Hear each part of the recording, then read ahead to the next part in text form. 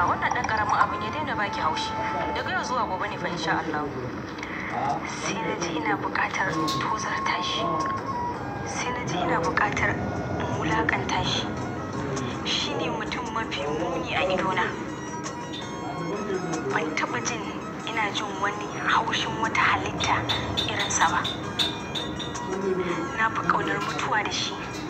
Ranke daɗe, na rantsa miki da girman ƙudura. Sai ya tozarta kuma sai na wulaƙanta shi. Kuma an kusa zuwa gurin dab da gabar. Hajiya, ranke daɗe amma fa zo gurin, kar ki damu.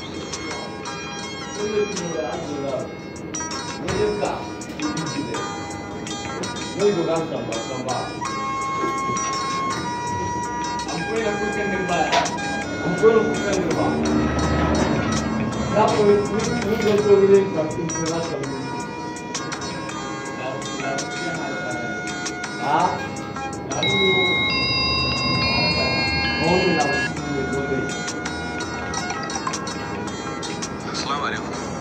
Wa alaikum salam, na ce. Na gane ki. Na tura maka pics ka je ka duba. Okay. Ba matsala zan duba insha Allah. Alright.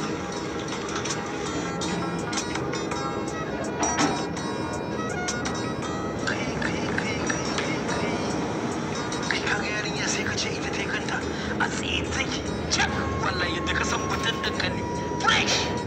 Kai har abada ba ka tabar mu da shirme wallahi. To an gama yana da alaka da ita ne? Ni ban ma san ta ba. Ban san wace ce ba.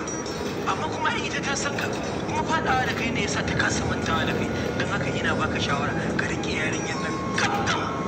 To me yasa zan yi haka? Kaga bari in baka shawara wannan yarinyar da kake gani matar ke ce rai ne ce kuma kana ganin ta kasan wannan yarinyar tana da mamura don haka